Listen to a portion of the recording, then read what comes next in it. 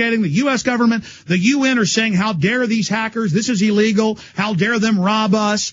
They are not denying this. This is admitted. Let me say that again. They are not denying this. Now, Al Gore got caught this week by climatologists in Florida, got no attention on Monday.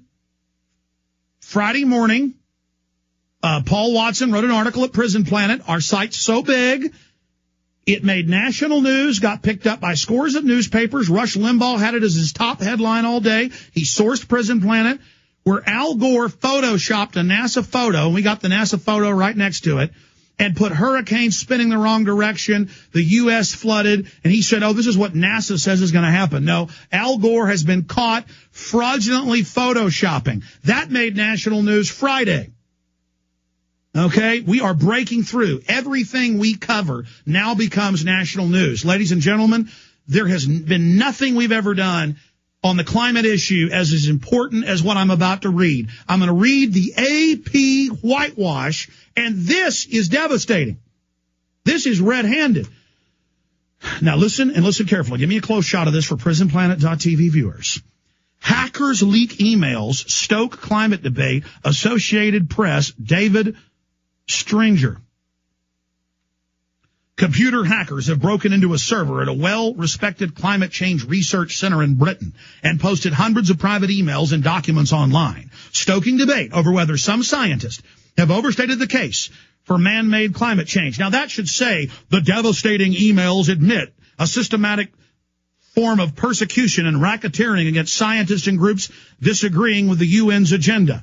In their own internal documents, they admit the Earth is actually cooling and that carbon dioxide isn't causing it. But they don't say that. Go read the actual emails. In fact, later, if I have time, we're going to read some of those. And we're going to be covering this all next week into Thanksgiving.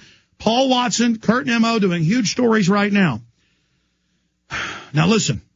The University of East Anglia, and what's important, that's the main university the UN cites, in eastern England, said in a statement Saturday that the hackers had entered the server and stolen data at its climate research unit, a leading global research center on climate change. See, they're admitting this is their emails. They all need to go to prison. I mean, they're in here going, we got to get this guy fired. We got to go after this person. We got to get their papers banned. We got to run this guy out of business. They're talking about ruining scientists' lives. And I've met a lot of these scientists, interviewed them. They're communists, they're socialists, they're conservatives. They're just scientists. They don't have a political axe. They go, the Earth's cooling. It's the sun. Why are you saying carbon dioxide's bad? Al Gore got caught 2 years ago showing that carbon dioxide goes up on that famous graph, and then the temperatures go up. But the real graph released by NASA and all these universities from ice core studies show that the temperature goes up and then carbon dioxide goes up in the next 100 years because it releases carbon dioxide from the water, from the ice, and there's more plant life, more animal life, and it boosts the total amount. The scientists that exposed Gore lost their jobs. It doesn't matter if Gore is now retracted. They persecute people. They get people fired. That's in these emails. Okay, I'm going to cover it. It's just there's so many facets to this evil. The University of East Anglia in eastern England said in a statement Saturday that the hackers had entered the server and stolen data at its climate research unit, it is the leading global research center on climate change. This is AP. The university said police are investigating the theft of the information but could not confirm. And it goes on. More than a decade of correspondence between leading British and U.S. scientists is included in about 1,000 emails and 3,000 documents posted on the websites following the security breach last week. Some climate change skeptics and bloggers claim the information shows scientists have overstated the case of global warming and allege the documents contain proof that some researchers have attempted to manipulate data. Yeah, and the police should be seizing all of these servers now before they erase it and then claim that it was never there and claim it's fake, but they messed up. They're admitting it's real and throwing a fit. Just like the White House memo and the Downing Street memo where Bush and Blair are talking about staging events. That is now confirmed to be real because of the criminal investigation, and the White House admitted it. We're going to come back and read the bombshell developments where they fake the data. They know it's a fraud. We'll be right back.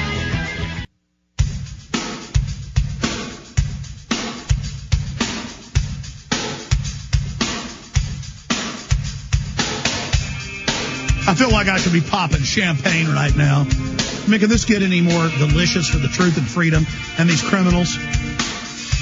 Last Thursday, the House voted to go to a full vote to start debate in the next month to audit the private Federal Reserve. The criminals that are pushing this global carbon tax. The Federal Reserve is only one arm of a European private banking syndicate. Here's U.S. News and World Report. Ron Paul Fed provision passes House Financial Services Committee. Oh, I mean, where's the champagne? I said Friday we should pop champagne. That's it. I'm buying champagne after the show. I don't even really drink, but I mean, this is bubbly time. In fact, we ought to send Burmas out before he does his show live, so at the end of my show, I can have a glass of champagne. We'll get one bottle. All of us in the crew will have one glass. I mean, in fact, get me champagne. I'm going to drink a glass of champagne on air. Because we're not out of the woods. We haven't won the fight yet, but we're hitting on all cylinders. Victory, victory, victory. Rush Limbaugh comes out Friday, calls Al Gore a crook, admits it's all a scam by the New World Order to have global carbon taxes, covers our story about how Al Gore's photoshopping fake documents. And now the Associated Press, Reuters, BBC, Washington Post, they're all having to report that the internal emails between the UN and the University of East Anglia, their main research body, the Climate Research Unit, the leading global research center on climate change, who've been accused of creating fake data, and over again it's been found that what they claim from global weather stations, that they're saying it's hotter than what scientists and other universities and research firms go to those other universities and actually get their temperature records, and it's not what these universities, not just East Anglia, but others are saying.